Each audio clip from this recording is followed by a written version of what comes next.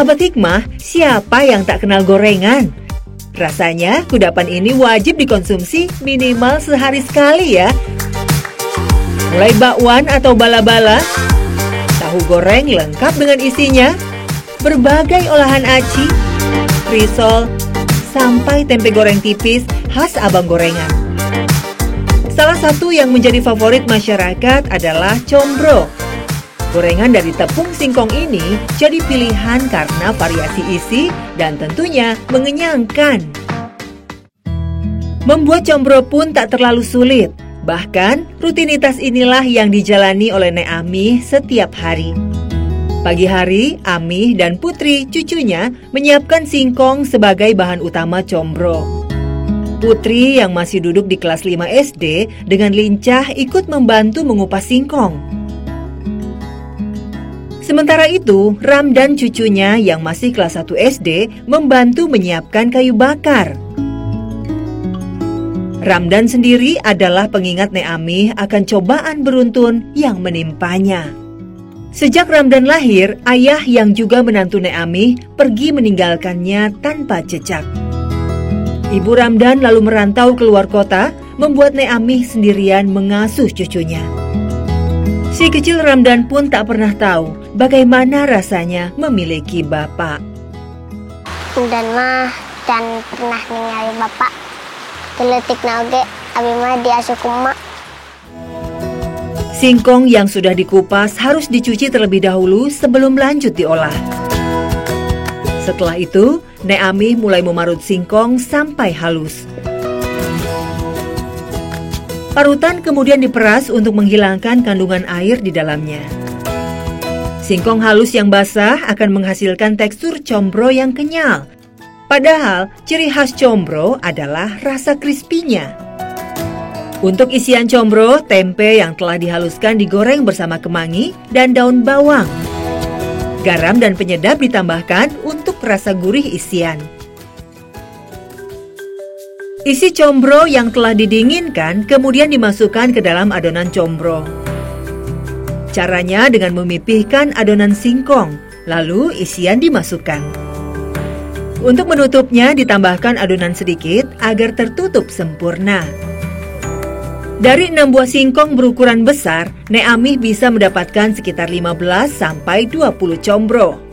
Selain combro, Nek Amih juga berjualan tahu isi toge atau biasa disebut gehu.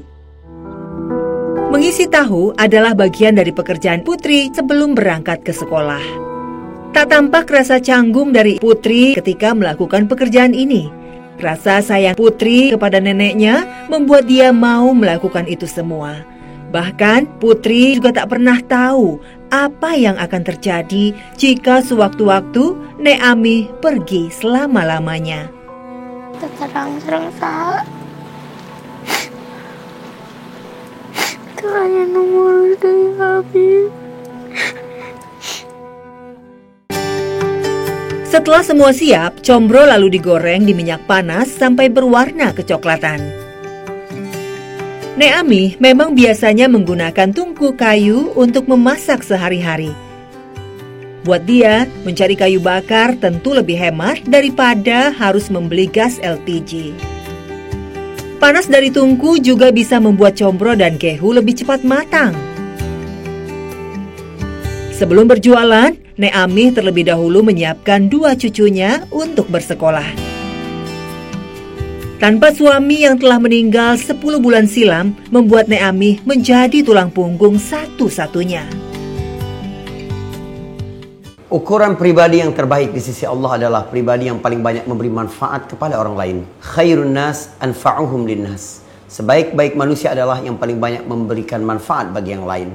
Apalagi jika amalan-amalan itu adalah amalan-amalan khusus yang tidak semua orang dapat kesempatan untuk itu. Seorang tua yang menghidupkan anak cucunya yang sudah yatim. Betapa luar biasanya secara pribadi dan bahkan rumahnya pun seperti itu. Dalam sebuah hadis diriwayatkan oleh Ibnu Majah dari Abu Hurairah, Nabi SAW bahkan bersabda, "Khairu baitin fil muslimina, baitun fihi yatimun yuhsanu ilaih, wa syarru baitin fil muslimina, baitun fihi yatimun yusa'u ilaih." Sebaik-baik rumah di kalangan kaum muslimin adalah rumah yang di dalamnya ada anak yatim yang diasuh dengan baik. Dan seburuk-buruk rumah adalah rumah yang di dalamnya terdapat anak yatim, tapi diasuh dengan buruk.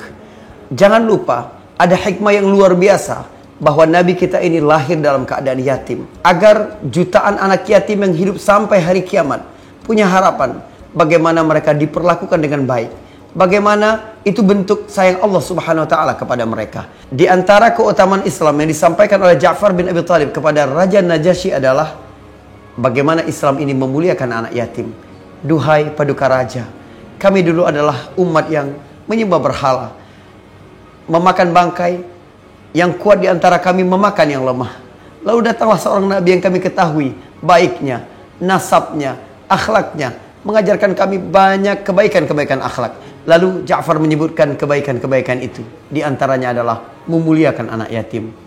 Wajarlah kalau Nabi SAW berkata, Ana wa kafilul yatim kahataini fil jannah. Aku dan yang mengurus anak yatim, jaraknya nanti di surga akan seperti ini. Lalu Nabi memberi isyarat dua jarinya ini. Pernah bercita-cita menjadi tetangga Rasul SAW di surga nanti? Muliakan anak yatim. Di desa Tenjo Waringin, Salawu, Tasikmalaya inilah Nek Amih biasa berjualan. Hanya sebatas kepada para tetangga tentunya. Satu gorengan dia hargai 500 perak. Dengan ukuran yang lumayan besar, tentu beberapa combro atau gehu bisa mengenyangkan perut orang dewasa. Abdi teh modal teh 100, abdi kena gehu jeung kena bala-bala teh kena combro. Nanti ukur sehari nanti 50 abdi mah. Udah 2 hari teh. Nanti abdi meser beas, abdi teh kanggo jajan murang kali. Mamun bae meser rencang sangu demanya jeung eta barang tuang murang kali. Tak banyak yang bisa Nek Amih lakukan. Di usianya yang menginjak 67 tahun, dia masih harus mengais rejeki demi menghidupi cucu-cucunya.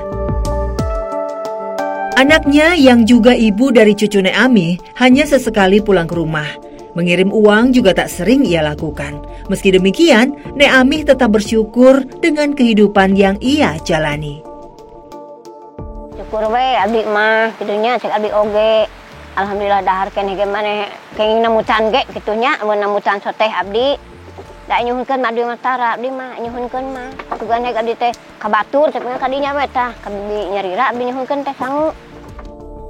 Jika jualannya tak habis, Nek Amih seringkali harus menyimpan bebannya sendirian. Maklum, kedua cucunya tentu belum mengerti beban dan tanggung jawab yang ia rasakan. Anak-anak polos ini masih terlalu kecil untuk mendengarkan isi hati Nek Amih. Mereka juga tentu tak perlu mengetahui cercaan dan hinaan yang pernah diterima oleh Nek Amih. Kerutan tua yang makin menghiasi wajah Nek Amih tidak membuatnya berhenti untuk bekerja. Ada tegaduhan sarang, cenah tegaduhan nanaon, pokokna mah cenah usaha henteu dahar ge kenging namutan gitu. Sahabat Hikmah, sebuah kisah pengabdian wanita yang sampai berumur tua tetap bekerja patut kita simak. Di Masjid Nabawi, kala Rasulullah masih hidup, terdapat seorang marbot perempuan yang mengurus Masjid Nabawi. Namanya Ummu Mahjan. Setiap hari, dia begitu rajin menyapu dan membersihkan Masjid Nabawi. Di usianya yang sudah tua, beliau istiqomah melakukan satu hal yang mendatangkan manfaat untuk orang lain. Suatu malam, kabar duka datang kepada sahabat. Ummu Mahjan wafat karena sakit. Sahabat lalu mendatangi rumah Rasulullah, namun beliau sudah terlelap.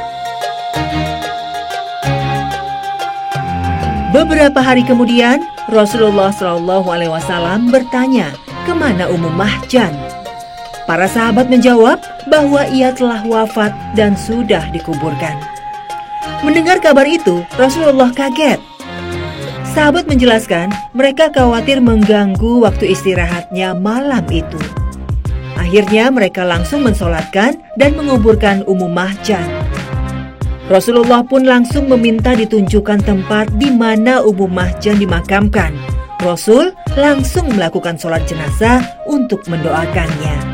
Setelah itu Rasulullah berkata, sesungguhnya kuburan ini terisi dengan kegelapan atas penghuninya. Allah meneranginya bagi mereka karena aku telah mensolatkannya. Masya Allah, sungguh mulia kisah Ummu Mahjan. Banyak pelajaran yang bisa dipetik dari kisah Ibu Kanah dan Nek Amih ini. Tampaknya semakin sering kita berjumpa dengan orang-orang yang kurang beruntung dalam kehidupan, semakin kita tahu tabiat kehidupan di dunia ini. Siapa yang dapat memilih? Dia harus berasal dari keluarga yang sempurna, punya pasangan yang ideal, memiliki anak-anak yang berbakti, atau selalu berada di atas kondisi ekonomi yang baik. Tapi percayalah saudaraku, bahwa setiap inci di atas muka bumi ini adalah ujian. Setiap detik yang kita lalui dalam hidup ini adalah ujian. Allah Subhanahu wa taala berfirman, "Inna ja'alna ma'alal ardi zinatan laha linabluwahum ayyuhum ahsanu amala." Kami menjadikan segala sesuatu di atas muka bumi ini adalah perhiasan untuknya, agar kami dapat menguji mereka siapa yang paling baik amalannya. Katakanlah ada dua orang yang diuji oleh Allah Subhanahu wa taala dengan ujian yang berbeda. Satu diuji dengan kemiskinan, satu diuji dengan kekayaan. Yang diuji dengan kemiskinan berhasil, sehingga nanti kehidupan abadinya di akhirat adalah surga. Sementara yang diuji dengan kekayaan membuatnya sombong dan menginfakkannya di jalan yang haram. Kemudian di akhirat nanti dia akan sengsara. Betapa terbatasnya kenikmatan yang didapatkan di bumi dibandingkan dengan penderitaan yang ada nanti di akhirat. Kita memang memiliki banyak keinginan dalam kehidupan, tapi Allah tahu mana yang terbaik. Apa yang kamu cita-citakan itu adalah keinginanmu, tapi apa yang kamu miliki sekarang adalah keinginan Allah Subhanahu wa taala. Semoga berguna, menggali hikmah, menuai berkah. Assalamualaikum warahmatullahi wabarakatuh. Semoga tayangan ini dapat membawa manfaat bagi kita semua. Menggali hikmah, menuai berkah. Wassalamualaikum warahmatullahi wabarakatuh.